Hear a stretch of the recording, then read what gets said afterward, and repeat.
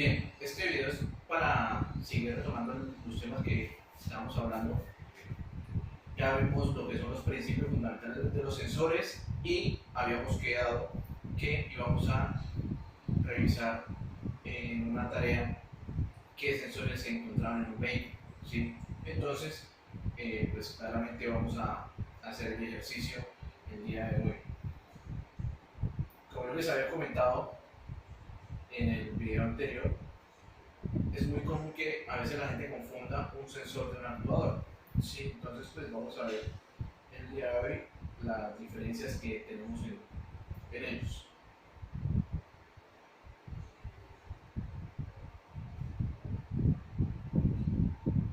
Entonces, básicamente, ¿qué es un sensor? Un sensor es una señal de entrada para el módulo de control de motor. En este momento vamos a hablar del módulo de control de motor como ECM, que traduce Engine Control Module, ¿sí? ¿Por qué lo vamos a llamar así? Porque la mayoría de los fabricantes lo han estado llamando de esa manera. La vez pasada habíamos dicho que se les podía llamar centralitas o ecos, ¿sí? ¿Qué es lo que pasa? ¿Por qué ahora vamos a llamarlo de esta manera? Es muy sencillo. Anteriormente lo que había era un solo computador en el vehículo, o sea, lo que era el módulo de control de motor, ¿sí? Pero a medida que fue pasando el tiempo, fueron evolucionando los sistemas y se empezaron a implementar más módulos. Y cada módulo pues tiene una función diferente. Los que más van a escuchar va a ser el módulo de carrocería, el módulo PSM, el módulo de chasis también lo llaman. Ese es otro módulo que tiene otras funciones adicionales. Y al módulo de control de motor se le llama ECM, ¿sí? O módulo de motor. La ECU era una unidad electrónica, unidad de control electrónico, ¿sí? Solamente porque existía una. Pero básicamente todo lo que son módulos de control son ECUs. Entonces, si nosotros decimos ECU, nos estamos refiriendo de manera general, ¿sí? Por eso lo vamos a llamar ECM. Bien, entonces, como yo les estaba hablando, aquí van a tener también un archivo en la plataforma. El archivo se llama EMS gasolina 2, ¿sí? Es un archivo PDF. Les agradezco que mientras van viendo el video van leyendo el documento para que vayamos entendiendo lo mismo. ¿Listo? De todas maneras, pues también voy a plasmar en este video el contenido, por lo menos lo que vamos a ver el día de hoy. Entonces, tenemos una pequeña gráfica en la página 3, una imagen donde tenemos las entradas y las salidas. Las entradas es toda la señal que ingresa a la ECM y las salidas todas las señales de salida. ¿Sí? Lo que yo les decía, la diferencia entre sensores y actuadores. Las entradas son los sensores y las salidas son los actuadores. ¿Listo? Bien, entonces tenemos entradas, tenemos una que es para la detección del aire, que es un MAP o un MAP, y temperatura de aire de admisión. Esos tres tienen diferentes funciones. Muchas veces solamente vamos a encontrar el MAP, otras el MAP. En algunas vamos a encontrar los dos, ¿sí? Son completamente diferentes en su principio de funcionamiento. Entonces, más adelante veremos el tema. Interruptor de freno e interruptor de embrague. También tenemos esas señales de entrada. ¿Por qué?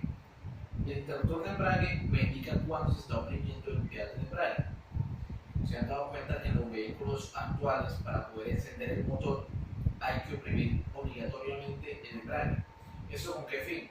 Lo hacen con dos fines. El primero, pues que nos evita un accidente que se vaya a presentar si de pronto está en cambio y no nos hemos dado cuenta, o pues la persona que va a manejar el carro no tiene la experiencia o la pericia y va a darle arranque, ¿sí? Eso por un lado. Y por otro, también me ayuda a aliviar las cargas de peso muerto que se pueden generar.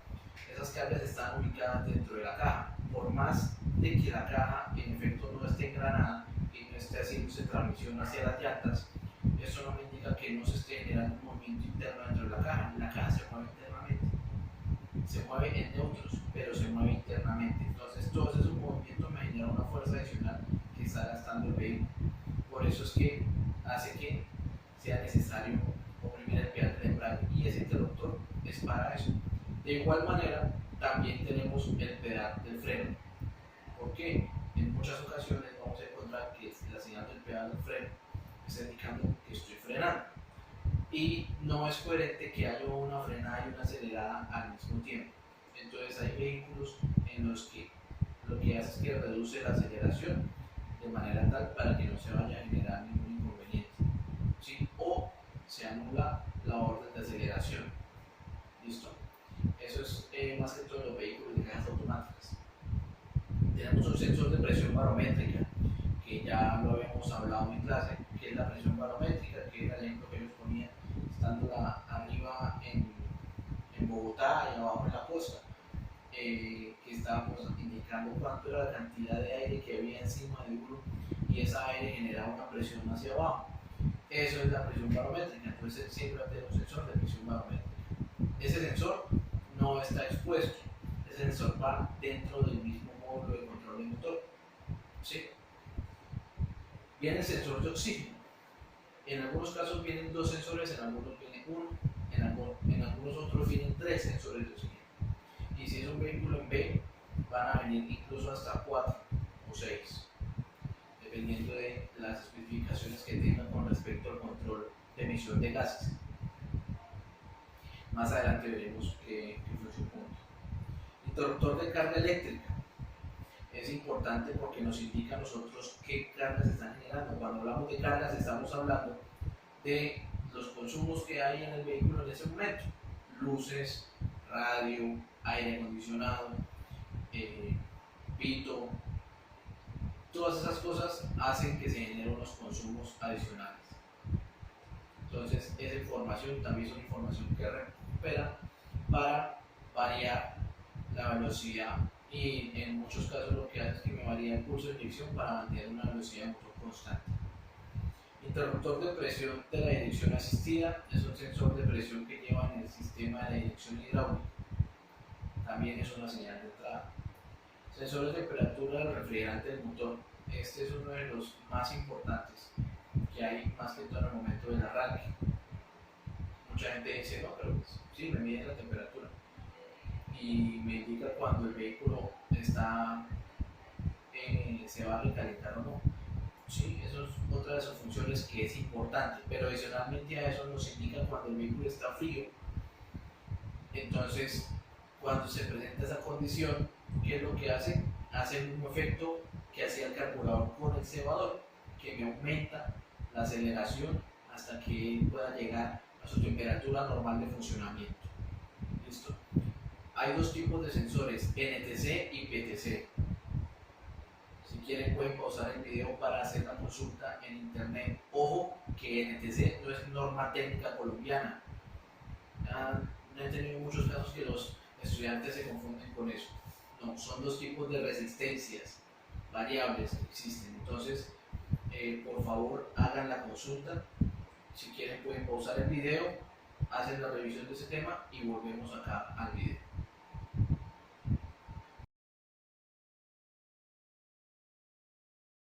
Ya hicimos el chequeo, entonces ya creo que tienen claro el tema de ese tipo de sensores de refrigerante. Si de pronto no les queda muy claro, pueden escribir en el chat y pueden hacer la consulta, que con mucho gusto les estaré dando la aclaración. ¿Listo? Seguimos. Tenemos el sensor de posición del acelerador. Ese es el que prácticamente me está indicando cuál es la intención del conductor, porque me indica la aceleración que yo quiero hacer con el pedal, la refleja en el cuerpo de aceleración. ¿Sí? Algunas veces tenemos ese sistema, otros cuando tenemos un cuerpo de aceleración electrónico, lo que tenemos es en el pedal unos sensores, que también se puede llamar el sensor TPS, ¿sí? Pero generalmente se conoce como el sensor de pedal del acelerador. ¿Listo? Importante, todos los sensores que estamos hablando, todos esos sensores tienen unas siglas específicas. Se conocen más que todo por siglas: el MAP, IAT, el ETS, TPS, el sensor de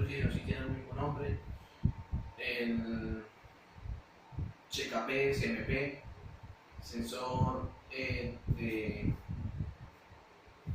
detonación, el sensor de presión de aceite, el OTS, el OPS, que uno es de aceite, de presión y otro de temperatura.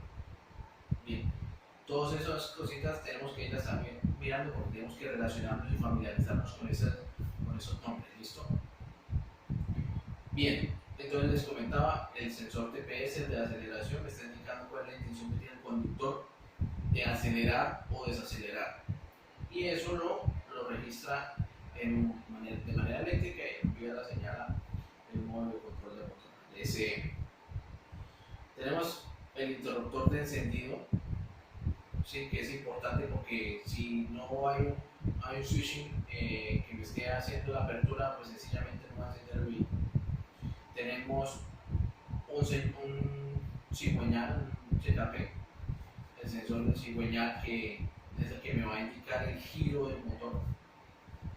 ¿Sí? Si nosotros no tenemos una señal de ese sensor, no vamos a tener un funcionamiento eficiente, sencillamente el motor no va a prender. Y si se llega a desconectar mientras están dando, lo más probable es que se apague el motor también. Ese es de los sensores más importantes que tiene el vehículo. También tiene un sensor que me mide la temperatura, el voltaje, el voltímetro internamente, que me mide la capacidad de la batería. En muchas ocasiones, cuando la batería no tiene la capacidad para que el arranque, sencillamente la inhabilita y se presenta una condición muy característica de los vehículos, que usted le da el arranque, el motor no gira, el motor de arranque, y el tablero de instrumentos empieza a titilar de manera muy rápida. Entonces, esa es otra de las condiciones que nosotros vamos a encontrar ahí. Tenemos el sensor también de posición del eje de levas. Recuerden que nosotros hablábamos que ellos pueden trabajar inductivo o efecto Hall, y pues cada uno cumple su función específica. No quiere decir que uno supla al otro, no necesariamente. Antes lo que me está dando es mayor precisión en las lecturas que yo necesito, tanto para la inyección como para el encendido. Es muy importante que tengan claro ese tema, porque también vamos a ver los sistemas de encendido. Obligatoriamente tenemos que verlos porque hay una parte muy fundamental que tenemos que tener claro de cómo es el efecto de esos sensores para dar el avance también de la chispa y la capacidad que tenga para dar la precisión. ¿Listo? Tenemos, bueno, el sensor de detonación también, o el sensor de cabeceo o cascabeleo. Es lo que me indica es cuando hay una anomalía en uno de los sensores, en uno de los cilindros, perdón, que no está trabajando de manera eficiente. Entonces, es lo que hace es que me toma esa señal. Si ustedes ven, también se llama falla del encendido o sensor de corriente iónica en el documento que yo les dejé. Tenemos el sensor de temperatura de aceite de motor. También es importante, no todos los carros pequeños lo traen, pero los carros grandes sí. ¿Por qué es importante? Porque acuérdense que nosotros tenemos otros elementos en los carros grandes, que son el turbo, que maneja bastante temperatura, y hay otros que necesitan también de esa señal. Adicionalmente, ahí no lo está diciendo, pero es importante, es el sensor de presión de aceite. Lo más importante, si él tiene una señal que me indica más que todo en el tablero, no tanto en el módulo de control de motor en los vehículos pequeños, pero sí en los vehículos grandes sí tiene sus afectaciones. Ese sensor me mide la presión con la que el aceite está trabajando. Puede que el aceite esté muy tapado, muy obstruido, eso también se va a ver reflejado ahí, o ya la contaminación que tiene normalmente, o incluso la obstrucción que tenga a su flujo también va a hacer que la presión se disminuya. Entonces, él siempre me va a indicar cómo está el comportamiento del motor. Cuando los vehículos vemos que cuando encendemos el carro, hay un pequeño testigo indicador que es el de presión de aceite. Él está rojo y cuando el carro se prende, él se apaga. Si nosotros vamos andando y ese testigo se enciende, es porque hay un problema en el aceite y nos toca parar obligatoriamente. Ese no nos da mucho tiempo de respuesta. Si nosotros nos demoramos mucho, puede que un motor se funda. Entonces es importante que sepamos, que tengamos claro la importancia de este sensor también. Muchas veces la llaman la pera del aceite, ¿sí? Porque en muchos casos es un interruptor que trabaja es por la presión. En otros casos sí vamos a tener un sensor que me indica la presión exacta del aceite. Tenemos el sensor de velocidad del vehículo, VSS, que pues obviamente nos indica la velocidad final del vehículo. Ojo que este es diferente a los sensores que tienen los sistemas ABS, porque los sistemas ABS tienen 4 sensores adicionales, aparte de este, o sea, son 5 sensores de velocidad, porque tiene uno para cada rueda. Y tenemos un sensor que es el de salida de velocidad del motor, de la caja. Y es importante también para que el módulo de control del motor tome algunas decisiones. ¿Cómo qué? Como la activación del ventilador. El ventilador, si no se encuentra a una velocidad, está indicando que el vehículo está quieto, y si está quieto, pues no está fluyendo aire por el radiador. Si no fluye aire por el radiador, se puede generar un recalentamiento y me manda a activar el ventilador, con ayuda también del indicador del sensor de temperatura del motor, etc. Bien, tenemos el interruptor inhibidor o interruptor de neutro. Es un interruptor que se presenta en los vehículos automáticos, en el que solamente me va a permitir el encendido del motor en 2 ocasiones, si está en parking o si está en neutro. Tenemos el interruptor del aire acondicionado, que también me está indicando si estoy generando carga adicional con la activación del aire acondicionado. Sí, es importante que el motor sepa si el aire está encendido o está apagado, porque el aire consume un porcentaje considerable de energía del motor. Entonces tiene que regularse las RPMs y la carga que le está enviando el motor. Por eso es que es importante esa señal del interruptor. Comunicación voz, CAN-bus, es importante también porque es la comunicación que hay entre módulos. Muchas veces tenemos ahí, dice requerimiento de reducción de torque. Eso pasa para los vehículos automáticos, que trabajan muy de la mano el módulo de control de motor con el módulo de transmisión, y ellos tienen que comunicar constantemente. ¿Sí? Siempre van a trabajar con un sistema de bus de datos, CAN-bus, pero lo importante es la velocidad en la que maneja ese sistema CAN-bus. Después vamos a dedicar un video exclusivamente a hablar un poquito del tema del CAN-bus para que nos quede claro el funcionamiento entre los módulos de motor y de los otros módulos, la comunicación que hay entre cada uno de ellos. Tenemos el inmovilizador. Es el sistema que me asegura que el vehículo sea encendido con la llave original, con la única llave que el carro puede tener. El carro, cuando se entrega nuevo, siempre se entrega con 2 llaves. Esas 2 llaves vienen con una codificación, tienen un sensor, un traductor, como le quieran llamar. Entonces, ¿qué es lo que pasa? Cuando se acerca la llave donde se pone la llave, él tiene un sensor. Ese sensor me capta y me identifica si la llave es la original del carro. ¿Sí? Entonces, si él indica que efectivamente es la llave del carro, me permite hacer el encendido normalmente. Si él no la identifica, no permite encender el carro. Si se les perdió una llave, ustedes la mandan a picar, o sea, le hacen el mismo grabado a la llave y la van a usar. El switch va a moverse, sí, pero él no va a encender hasta que no se le pueda programar un chip nuevo a eso. Ojo, porque ese tema de las llaves ya no es un tema tan sencillo. Normalmente sí se mandaba a aplicar la llave y costaba 5.000 pesos, 10.000 pesos por mucho. Pero con un sistema de inmovilizador, eso tiene otros procesos, hay que hacer un escaneo, una programación. Incluso algunas veces hay que pedir la misma configuración desde fábrica y la llave se puede demorar 1 o 2 meses en llegar. Entonces tenemos que tener eso claro también. Ojo con el tema de las llaves, por favor. Bueno, muchachos, entonces vamos a hablar ahora de las salidas sobre los actuadores, que son los que ya cumplen la función de hacer la acción que me manda el módulo de control de motor al SD. Entonces vamos a hablar primero de los inyectores. Los inyectores son los encargados de entregar combustible en el motor, no exactamente en la cámara de combustión. Puede hacerlo de manera directa o indirecta, eso lo veremos más adelante. La función principal también es de dosificar y de pulverizar el combustible para que entre de manera como una especie de rocío, un rociado, y de esta manera se pueda distribuir mejor el combustible en la cámara de combustión. Adicionalmente también tenemos las bobinas de encendido, que son las que permiten que haya la chispa en la bujía, ¿sí?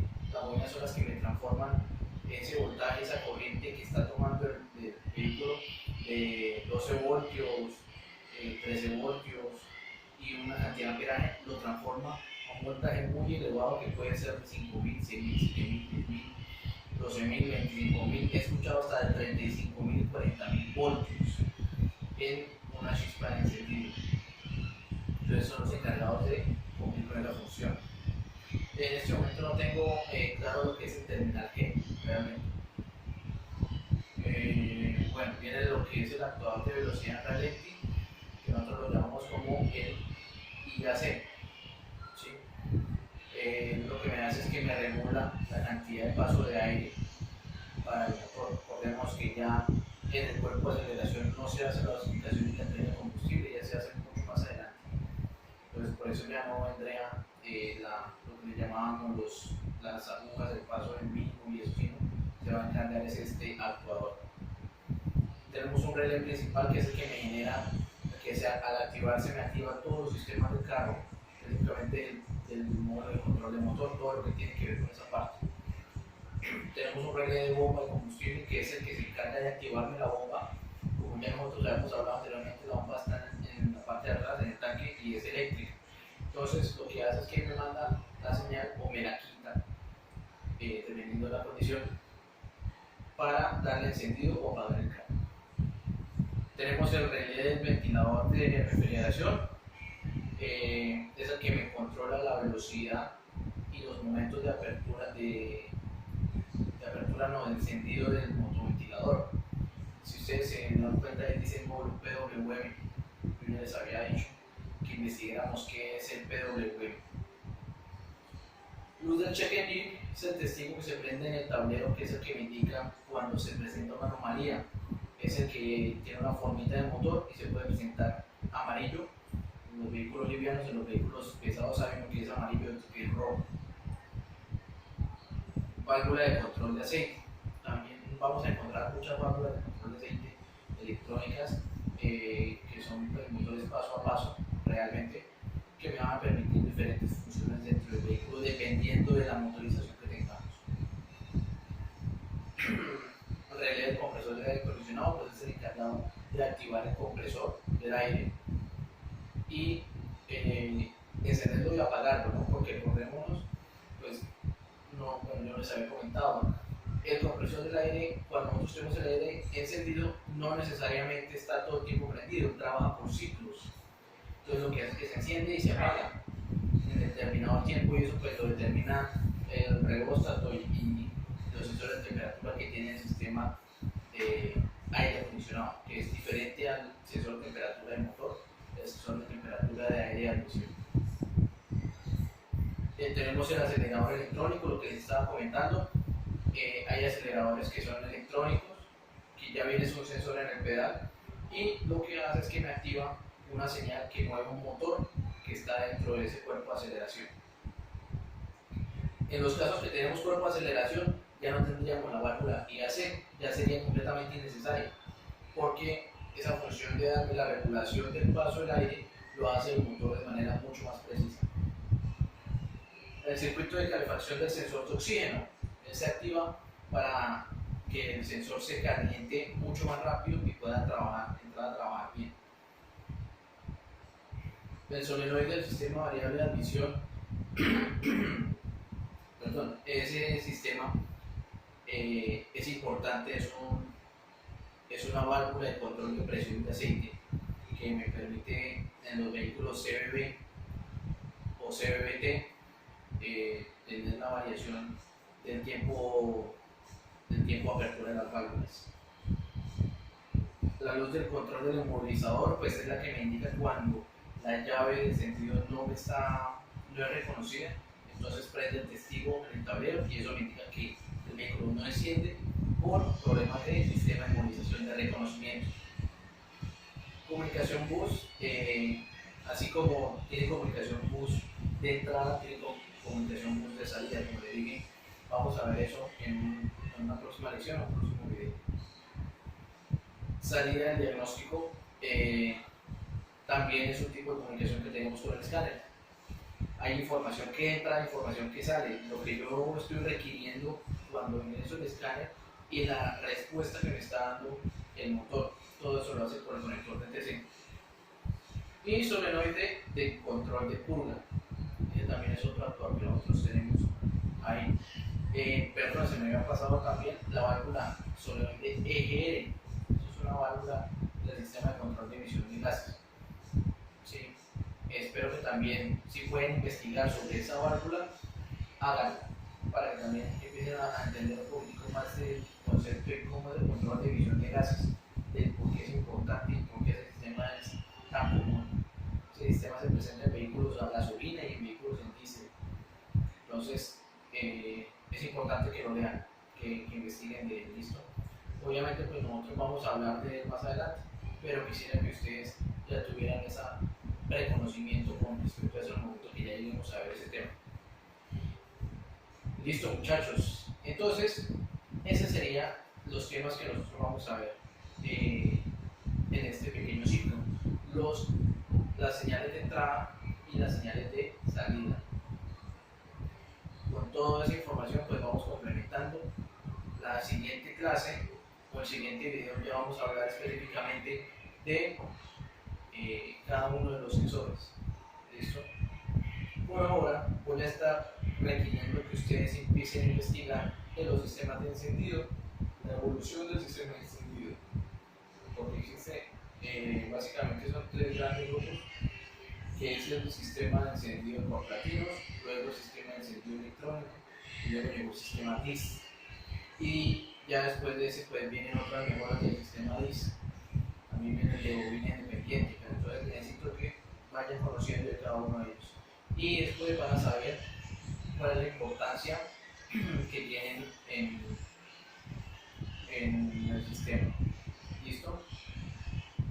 Otra cosa, les voy a dejar dos links de unos videos de YouTube donde hacen el escaneo con osciloscopio, hacen la revisión con osciloscopio de dos vehículos en los cuales vamos a encontrar señal de efecto Hall y de sensor inductivo.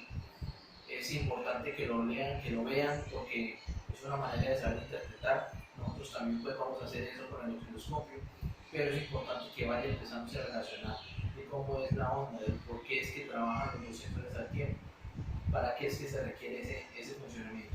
Entonces les voy a dejar los dos links para que también entren a ver el video. Listo, muchachos, yo creo que eso sería todo por este momento. Les recuerdo que las actividades vamos llevándolas en un periodo de tiempo para no atrasar. ¿Listo? Pues nada, muchachos, sigan haciendo con energía y nos estamos viendo en una próxima ocasión.